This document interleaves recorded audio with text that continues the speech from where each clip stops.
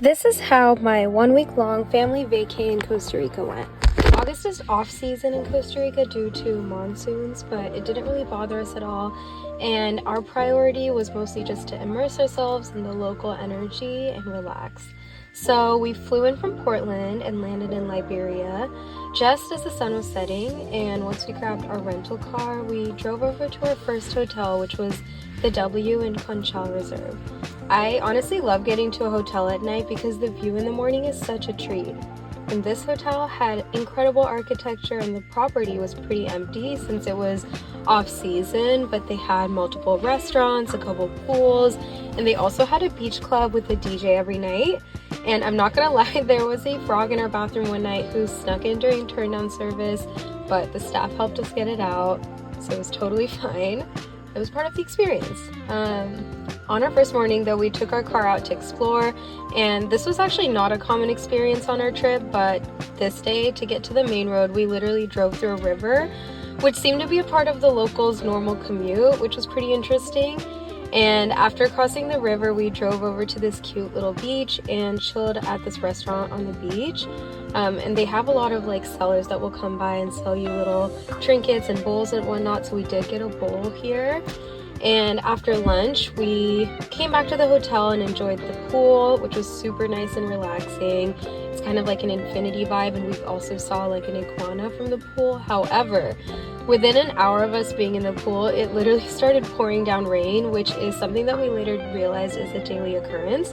Like, it would be clear most of the day, and then randomly in the late afternoon it would just pour down, but then clear up again just in time for us to enjoy the sunset most nights. And all the beaches that we saw here are like nestled in coves just because of the shape of the coastline, which I just thought was so unique and beautiful and just made every beach feel kind of like a little private beach. And the next morning after breakfast, we left the beach and headed out towards La Fortuna for the next stretch of our trip, which was more like rainforest vibes. We stopped at this stunning hidden gem for lunch, which had the most amazing views of Arenal Lake, and they also had really fresh organic food. And again, because we were here in off season, like we were the only people dining at this restaurant, which seemed to become like a pretty common occurrence as well. But food was amazing, the view was so good, and after lunch we just drove around the Arenal volcano area and we stopped to enjoy the view and take some pictures, and the landscape was just so stunning. Like, it was very lush and we saw a lot of wildlife and greenery everywhere that we went. And then we checked into the Tabacon Thermal Resort and Spa, and oh my gosh, this was definitely my favorite experience of our whole trip. The property is very like wellness centered and the rooms are very clean and classy, but the highlight of it all is that they have this massive natural hot springs park. And if you're staying at the hotel, you can go to the hot springs for free and you get access to this exclusive area that's just for guests. And the hot spring has like really beautiful flora everywhere, and there's a lot of little pools and coves and waterfalls and lounging areas all throughout, which just makes you feel like you're kind of in the wild rainforest by yourself. And this experience was just so like peaceful and beautiful. We relaxed there for like an hour when it started raining again, and at first it was very chill. Like, we were enjoying just being in the hot springs with a little bit of rain, but then it very quickly got super intense to the point where some of the springs just looked like they were about to flood, so we just called it a night and freshened up for dinner on the property. And the next morning we went to this local spot by the road for breakfast, and I'm really glad we did this because it honestly ended up being my favorite breakfast and it had an amazing view. And then we drove up to Sky Adventures, which is actually a zip lining spot, and even though we didn't zip line, we enjoyed the view from the restaurant and then continued driving out of town. And we stopped by this like unassuming spot for lunch, which had really fresh food. And I honestly did a really bad job of vlogging food on this trip, but I love the food in Costa Rica. Like, everything that we ate was so fresh and clean, and my stomach was just really happy every day, which is not typical on vacation for most people, including myself. The next stop was in the cloud forest in Monteverde, so we drove through a lot of these little villages. We even stopped at a farm and had some fresh sugarcane juice, which was really refreshing. And the towns in Costa Rica that we drove through reminded me a lot of India, like something random that I thought was cool is that no matter how small the town was, they almost all had the most pristine soccer field in the center of it. And the drive was just so pretty, and it was really cool to see how the landscape was changing as we just got higher in elevation. And then also, of course, driving through the clouds was just such a surreal experience. Like, it's just so different from the coastal area. And eventually we arrived at our hotel, which was the Cloud Forest Lodge by the Buena Hospitality Group, and they have a collection of boutique hotels across Costa Rica. And personally, I love learning about this company because they use tourism as an opportunity to acquire land and protect the biodiversity and do research. And there is a lot of biodiversity in Monteverde. As you can see, this property is very stunning and cozy, and the rooms are very minimalist, and they actually only have like 12 rooms on the whole property, so it's very private and just in the middle of the forest.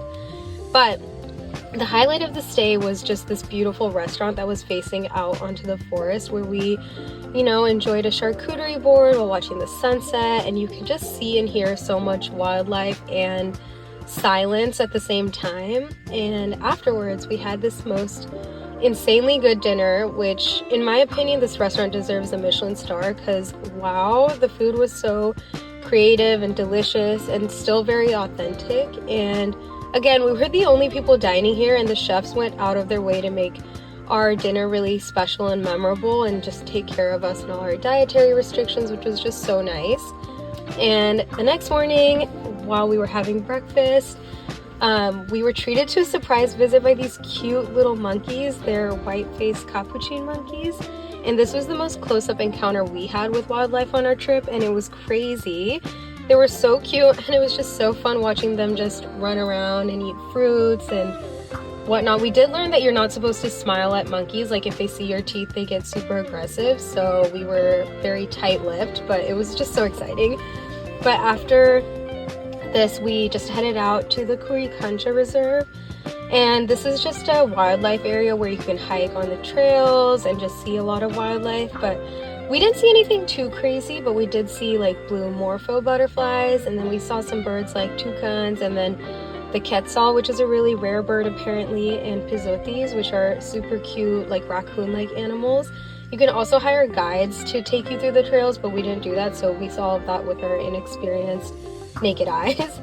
And then after the trail, we went to the town, to this artist co-op, which was really nice for finding unique souvenirs. For lunch, we came to this Indian restaurant. I mean, we can't help it, okay? But the food was so good, which was just kind of unexpected in the middle of the Costa Rican cloud forest. And after lunch, we headed back towards the coast. I will say that the roads to and from Monteverde are very rough, and if you don't have a really good car, like a four-wheel drive and a very confident driver, it would be such a struggle. But luckily we had both, and I managed not to get car sick, so that was a win. And once we made it off of the mountain, we met our daily rainstorm before we made it into Tamarindo, where we caught the sunset. And on our trip, Tamarindo was definitely the biggest town we were in, which is silly because it's not even as big as some of the bigger towns in Costa Rica. But after being pretty isolated our whole trip, it was kind of a culture shock, but it was still fun to see a different side of Costa Rica. And our last day was at the JW Marriott Guanacaste, and this is definitely like a resort, but I thought it was cute. It had a vintage like Tommy Bahama vibe, and my sister and I had this like pool facing room, but the real gem was my parents' room, which was beachfront. And I mean, the view was just amazing. The resort's pretty big. They have like this huge pool and multiple restaurants, but just to be very clear, not all of the restaurants are good. Like, the first dinner we had traumatized me because it was just the worst meal we had in Costa Rica. But by the second night, we found our favorite restaurant, which was like the steakhouse on the resort property. So, I mean, I think that's just expected with some resorts, and my family's not really resort people, quote unquote. So the next day we escaped the property and drove out to a small beach town called Samara. The drive here was really beautiful, and we kind of expected the road to take us along the coast, but it actually went like inland through the hills and forest and then popped out again on the coast, which made for a really beautiful drive. And the beach town was really cute, and there were really nice shops and restaurants. And it seemed like there were a lot of foreigners that have come here and settled down in this little town. And we ate lunch at the super authentic Italian restaurant that was run by a woman and her son who came to Costa Rica from Italy on vacation 10 years ago and never left. And this meal was actually just like really, really good and authentic, and it was just really cool like talking to them and like hearing their experience and how much they love Costa Rica.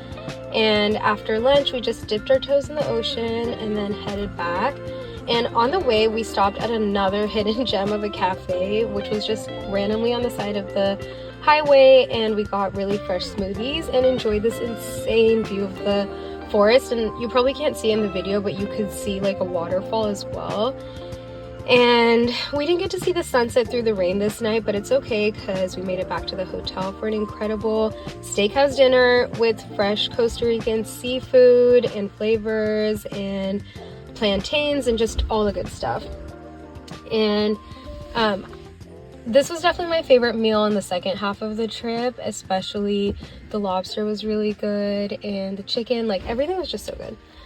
We started our last day with some bomb Costa Rican pour over and then decided to enjoy the property for the first half. We wanted to swim in the beach, but unfortunately it wasn't safe that day, and after walking around we just lazed around in this infinity pool for a few hours, which was just really relaxing and nice. And you can't really tell the infinity effect in the video, but it felt like we were right on the ocean. And the pool was just huge, so it was a nice way to start our last day. And after this we went into Tamarindo for lunch at a beachside cafe called Pico, which had really delicious and fresh food. And here we bought some of these little bird collar whistles, which are now hanging up in our living room. We decided to also just walk around town here and buy some souvenirs, and I'm glad we waited until here because since it's a little bit more touristy, the town has just a bunch of really cute shops. So we got some t-shirts and jewelry and coffee, chocolates, like those were kind of the main things that we had our eyes on. And life hack is to always go to a local grocery store for treats because it's the perfect place to find like coffee and snacks and chocolate. And it was also nice to just stay indoors because it was just pouring rain again at this point. And we were kind of sad because at this point we were worried that it was raining so much that we wouldn't be able to see the sunset this night. But we pulled into our hotel and the sky just miraculously cleaned up and we made it to the beach just in time to see the most insane sunset of the whole trip. I mean, it was literally mind-blowing. I can't, like, pictures and videos do it no justice. It just felt like the sky just burst open to give us the most incredible, colorful show before we left, and the colors were just unreal and perfect and unique, and it just magically seemed to keep getting better and evolving and changing minute after minute until it just all faded to black. And it just felt like the perfect way to end our last night.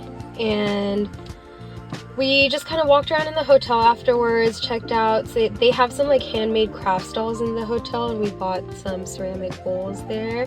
Then we headed to our last dinner at the same steakhouse because, you know, when you find something that's good, you just stick with it. And I'm still thinking about this like roasted plantain. I mean, it was so good. And then we finished with some gelato and then packed our bags one last time, and we were just feeling kind of sentimental at this point. But on our final morning, we headed out, and yes, I had to make another snack stop just to get some more chips and chocolate. Okay, I have no regrets. And we returned our car and we boarded the plane home. And honestly, it just felt so bittersweet leaving Costa Rica. I think this is honestly my favorite trip we've gone on for sure in ages. And Costa Rica was everything I never expected and more. I think we just were there for the perfect amount of time, and I think any longer would have just been too much just given what we were doing, since we didn't do any like big adventure-y like adrenaline activities. So we really just enjoyed the vibe and the culture and the area the whole time we were there. I definitely would love to come back one day and just lounge on these beautiful beaches again and eat infinite plantains and empanadas and drink soursop smoothies and watch stunning sunsets. And I mean, I genuinely have nothing critical to say about our whole experience. The Costa Rican people are so kind and genuine.